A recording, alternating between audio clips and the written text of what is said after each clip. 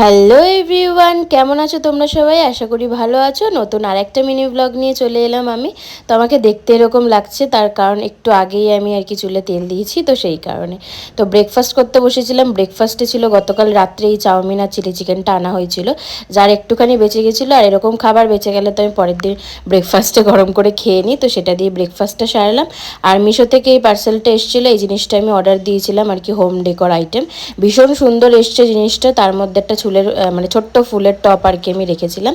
তারপর একটুখানি তরমুজ কেটেছিলাম, সেগুলোই খেলাম। তারপর ছটপট করে স্নান করে চলে এলাম আমি পুজো দিতে। আর পুজো দিতে মানে দিতে বসেছি, আর সেই সময় কারেন্ট চলে গেছিলো, তাই অন্ধকার লাগছে। এখানে আমার পুজো দেওয়া কমপ্লিট। তারপর অন্ধকারের মধ্যে লাঞ্চ করতে বসলাম। লাঞ্চে ছিল হচ্ছে মাটন আর ভাত ছিল। তো খাওয়া দাওয়া করে তারপর তো কারেন্ট চলে এসেছিলো। আর বিকেলবেলা আমি একটু রেডি হয়ে নিয়েছি মার্কেটে যাব বলে। গতকাল পয়লা বৈশাখ, আর আগের দিন ছিল হচ্ছে সোমবার। আর সোমবারে আমাদের এখানে হাট বসে, তোমাদের তো আমি অনেকবারই ভিডিওতে বলেছি। তো যাই হোক, এই টপটা আমি আগের দিন জুডিও থেকে নিয়েছিলাম। তোমরা যারা যারা দেখেছো অবশ্যই কমেন্ট করে জানিও, আর কীরকম লাগছে সেটাও কমেন্ট করে জানিও।